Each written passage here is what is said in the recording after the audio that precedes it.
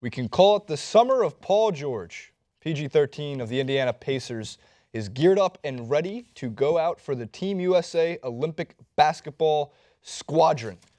He took to ESPN for an interview on why this is something that he wants to do, given his injury in the basketball showcase not too long ago, the freak injury, also battling.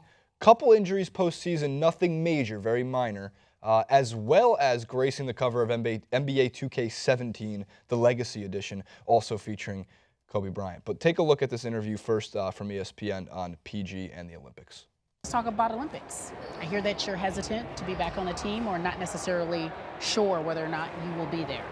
I was just hesitant on the simple fact that, the past couple years has obviously been tough for me. Just felt like I didn't have enough time to myself and time to recover and give my body a rest. I didn't want to jump out of a season, jump right into the Olympics. But I think I kind of said that too prematurely. I didn't give myself enough time to really think it through. I think since I've been off, my body is telling me yes, my mind is telling me yes, people around me are telling me yes. So I feel good about it, and I want to give it a shot. My mind's telling me no, but my body. Thanks, R. Kelly. On that note. He quoted R. Kelly. I know, he quoted. If you don't think this man's ready for the Olympics, just quote R. Kelly, and you'll be right up and going. All right, so also, like I said, he graced the cover of 2K17. Take a look at that because the image is dope. Oh, look at that. Team USA in the background. Nice. PG, even with the ink, the fresh ink. How many covers do we have? Usually we have like 25. Well, they did last year. They had the Curry, Harden, and Anthony Davis one. So you can choose. It's on topic, but it's a little bit off topic. Remember when I told you I was going to go and buy it? Yeah. And I went in, and I was like, the guy's like, do you want to like certain copy? And I was like, oh, who do you have? And he's like, we don't have Steph. We don't have Anthony Davis. We have James Harden though. If you want James Harden, and I was like, I'll take it. And he's like, oh, you would be surprised how many people will be like, fuck no, I'm coming back. I'm not taking the James Harden copy. Well, what's so funny is you can switch out the cover because they have the covers inside too, but there was like if you still go to GameStop, guarantee you there's not many Steph Curry ones left in stock. Yeah. All right, so PG in the Olympics. Obviously, there was some hesitation. God damn it. Wow, it's a type of basketball we do. Obviously, there was some hesitation given the horrific injury that happened to Paul George as they scrolled through pictures of it in the video itself. If I made that was like Francis's first ever NBA clip. I was like, you got to come in to shoot this, and he was crying. We'll show you that reaction, though, because that was pretty funny. Awful. Look, we've been through this a million times. Team USA is going to dominate the Olympics, whether Paul George plays or not. But does Paul George make the team a lot better, given that there's been some dropouts like Chris Paul in there and Anthony Davis is injured?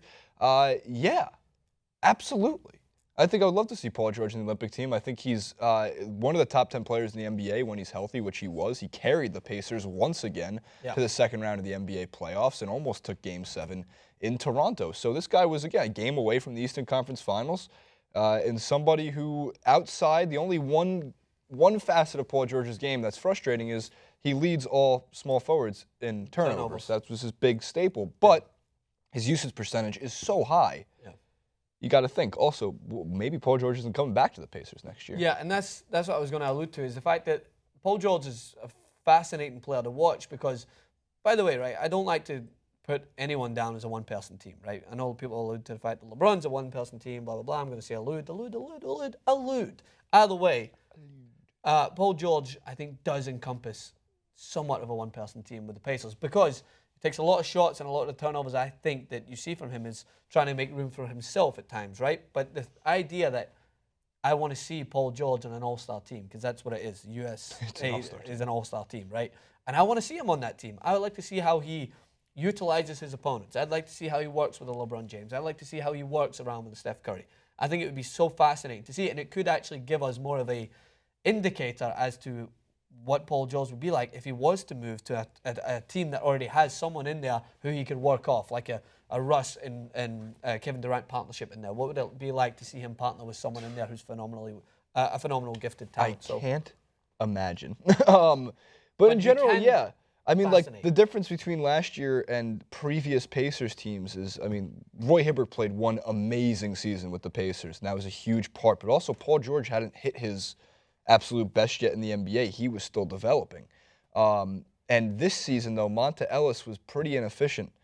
He was taking his shot selection kind of dropped off the face of the earth. He was battling injuries, and please don't throw out the Miles Turner. Would you consider Miles Turner a great role player? Yeah. No, you wouldn't.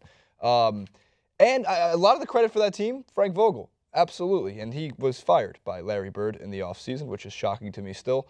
But a lot of credit goes to the Frank Vogel system and how he made Paul George so useful in that system. Yep. And then lastly for 2K17, because I know those who are watching for the 2K17 portion of this clip want to know, well, what's in the Kobe Bryant edition?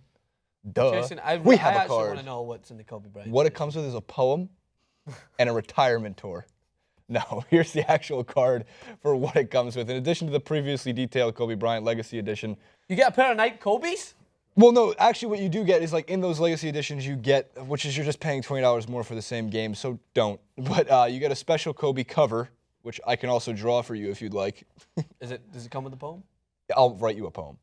But you get like special like Nikes you can use in the game itself. Not that Oh, you that's get cool. you don't get a pair of Kobe's. You'd be amazed how You much get I a- love to look at the shoes in these games, like especially FIFA as well. I would used to customize my player. I wouldn't play with What one of my color were custom your players. boots? I used to give myself a pair of Predators, like when you could actually choose whatever boots. I think that was Pro Evolution. You could choose the specific boots. And so and we're gonna end with this one because it is 2K17 related. They finally made a Derrick Rose's back, and it's a glitched version of the game. Take a look, and that will take you out. Like, favorite, subscribe, comment below. What do you think about PG on Team USA? What do you think about NBA 2K17? What changes you want to see? He has. I just realized that. Does he have to copyright his nickname? So he had a different number, and he changed his number so for the branding he could be PG-13, which What happens is if he smart What branding. happens if he takes off his shirt though? Does he become R-rated?